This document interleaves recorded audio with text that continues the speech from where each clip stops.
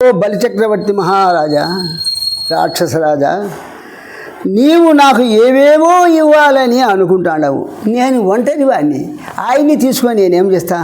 నాకు సొమ్ములు అవసరం లేదు, నాకు భూములు అవసరం లేదు, 3 అడుగుల నేల మాత్రము చాలు అని చెప్పిన తర్వాత ఈ విధంగా అడిగిన వామనునితో బలిచక్రవర్తి ఈ విధంగా చెప్తున్నాడు. ఏమని చెప్తున్నాడంటే, ఉన్న మాటలెల్ల ఒప్పును విప్రుండా,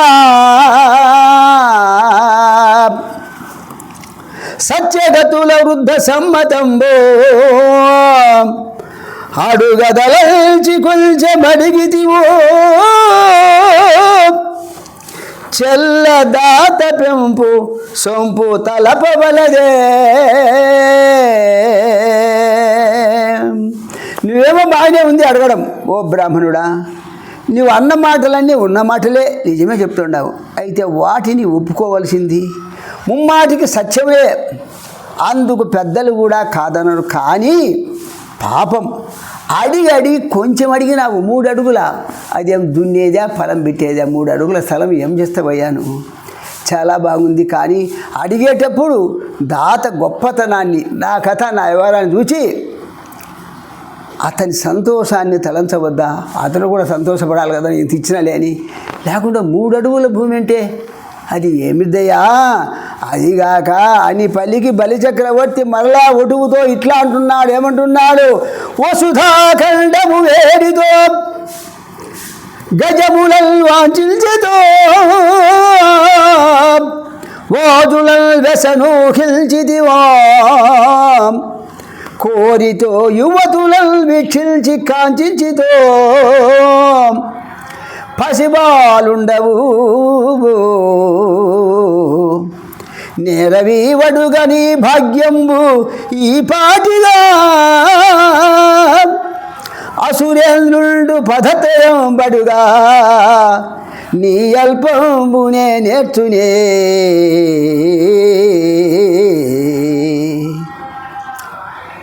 ఓ వామనుడా, భూభాగాన్ని కోరావా? లేక ఏనుగులను కోరుకున్నావా? లేదే. గుర్రాలను కోరితివా? కాదే.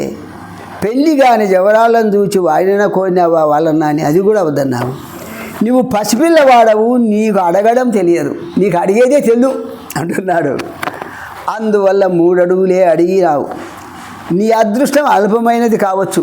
నీదేమో అదృష్టం నీకేదో కొద్దిగా ఉంది, కొద్దిగా అడిగినావు. కానీ కావచ్చు. కానీ ఇంతటి రాక్షస చక్రవర్తి అంత అల్పమైన దాన్ని ఎట్లా ఇస్తాడు? వాడికి ఎంత శక్తి, వాళ్ళకు కూడా విలువ ఉండాలి కదా. అది ఆలోచన చేయకుండా అడిగావే అంటున్నాడు ఆ మహానుభావుని విష్ణునారాయణమూర్తిగా ఉన్నటువంటి వామనునితో. ఈ విధంగా పలికిన బలిచక్రవర్తితో చిరునవ్వు నవ్వుతున్నాడు వామనుడు, నవ్వుతూ మొగముతో. చిరునవ్వు అంటే మొగముతో వామనుడు ఇట్లా అంటున్నాడు. ఓ బలిచక్రవర్తి, గొడుగో జన్నిదమో కమండలమో నాకు ముంజియో దండమో, ఒడుగేనెక్కడా భూములెక్కడా, వామాక్షుల స్వ్యంబులే ఎక్కడ, నిత్యోచిత ఖన్మమెక్కడా, మదాకాంక్షామితంబైన 3 అడుగుల్ మేరయ త్రోవకి చుడది బ్రహ్మాండంబో నా పాలికి.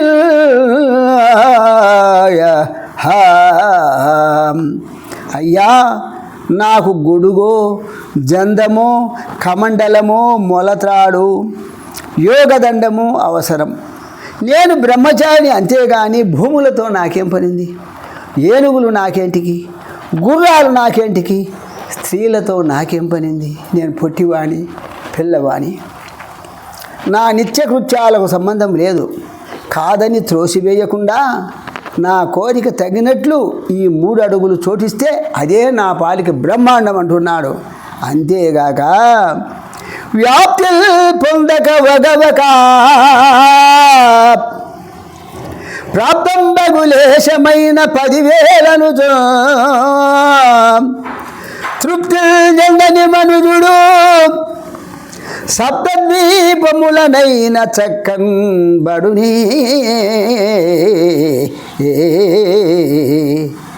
అబ్బింది కొంచెమైనా సరే ఉబ్బి తబ్బిబ్బు కాకుండా అదే 10,000గా భావించి తృప్తి పొందాలి.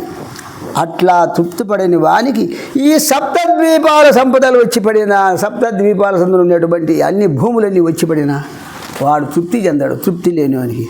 అదిగాక ఆశాపాశము దాగడులు నిడువు లేనంతంబు రాజేంద్ర వారాసి ప్రావుత మేదిని వలయ సామ్రాజ్యంబు చేకూరి గాసిల్ పొందిరిగాక వెన్యగయ భూకాంతులు అర్థకామాశల్ భాయగనేర్చిరే మును నిజాశాంతంబులం చూచిరే.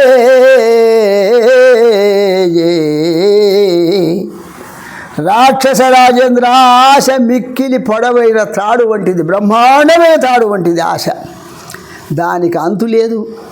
పూర్వకాలములో పుది చక్రవర్తి, గయుడు మొదలైన రాజులు సముద్రాల దాకా వ్యాపించిన సామ్రాజ్యాన్ని సంపాదించారు, పాలించారు. వారు సైతం వృధాగా కష్టపడిన వారే కానీ అర్థము పైన కానీ కామం పైన ఆశలు వదలలేదు. వారి ఆశలు నెరవేరను లేదు. సంతుష్టుడి 3 జగముల పూజ్యుడు సంతోషికెప్పుడు జరుగు సుఖము సంతోషిగా గుండా సంసారయేతువు సంతసంబున ముక్తి సతియు దొరకు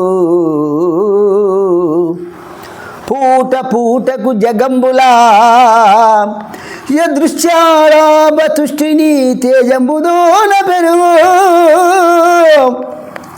పరితోషహీనత ప్రభసడిపోవును జలధార ననలంబో సమయునట్లు నీవు రాదనుతూ ఓ బలిచక్రవర్తి నీవు రాదనచు నిఖిలము అడుగుడ తగవు కాదు నాగో తగిన కొలది ఏను వేడి కొనిన ఈ పదత్రేమును చాలదన్నగయుమ్మో చాలు చాలు.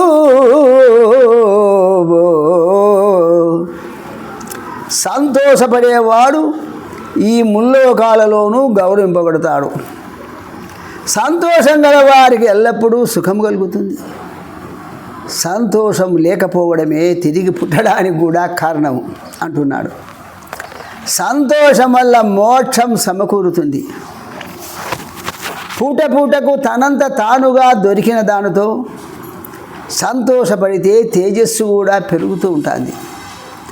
నీళ్ళ వల్ల నిప్పు చల్లారిన విధంగా సంతోషం లేకపోతే ఓ బలిచక్రవర్తి తేజస్సు కూడా తగ్గిపోతుంది. నీవు రాజువు కదా అని గొప్పవానికి దండిగా నీ దగ్గర ఉందని అవి ఇవి అన్నీ ఇమ్మని అడగడం న్యాయం కాదు. నాకు తగినట్టుగా నేను అడిగిన ఈ 3 అడుగులు కాదనకుండా ఇవ్వు, అదే నాకు చాలు, అంతే చాలన్నాడు అని ఈ విధంగా పలికిన వామనునికి 3 అడుగుల భూదానము చేయడానికి బలిచక్రవర్తి జలజ కలశం చేతికి తీసుకున్నాడు. అంతలో రాక్షస రాజ్య నిర్మాణ ధుర్యుడైన శుక్రాచార్యుడు దానశీలుడైన దానవ చక్రవర్తితో ఇట్లా అంటున్నాడు. ఏమంటున్నాడు? ధనుజేంద్ర ఈతండు ధరణీసురుండుగాడు దేవకార్యంబు సాధించుకొరకు హరి విష్ణుండవ్యయుడు అతిథి గర్భంబున కశ్యప సూర్యుడై కలిగే. ఆహా అకటా ఎరుగగీతని కోర్కి నిత్యదలంటివి దైత్య సంతతికు బద్ధము వచ్చు ఈ లక్ష్మి తేజంబు నెలవు ఐశ్వర్యము వంచి ఇచ్చు ఆ వాసమునకు మనసి జగములెల్ల 3 పాదంబులా అఖిల కాయుండగుచు ఆక్రమించు సర్వధనము విష్ణు సంవర్ధనము చేసే బడుగు పగిది వెట్లు బ్రతికతే ఓ ఆహా. దానవేశ్వర, ఇతడు బ్రాహ్మణుడు కాదు, పరమాత్ముడైన విష్ణువు. దేవతల కార్యాన్ని సాధించడం కోసం కశ్యపునికి కొడుకుగా అతిథి గర్భంలో పుట్టినవాడు. అయ్యో, తెలియకుండా ఇతనికి దానమిస్తానని ఒప్పుకున్నావే, దీనివల్ల రాక్షసుల కష్టం వస్తుందే. ఇతడు నిన్ను మోసగిచ్చి నీ సంపదను, నీ తేజస్సును, రాజ్యాన్ని ఇంద్రుడికి ఇస్తాడు. విశ్వరూపం ధరించుతాడు. 3 అడుగులతో అన్ని లోకాలు ఆక్రమిస్తాడు. నీ ఐశ్వర్యమంతా విష్ణువుకు ధారపోసి నీవు నిరుపేదగా ఎట్లా బ్రతుకుతావు బలిచక్రవర్తి? నా మాట వినయ్యా అని చెప్పినాడు.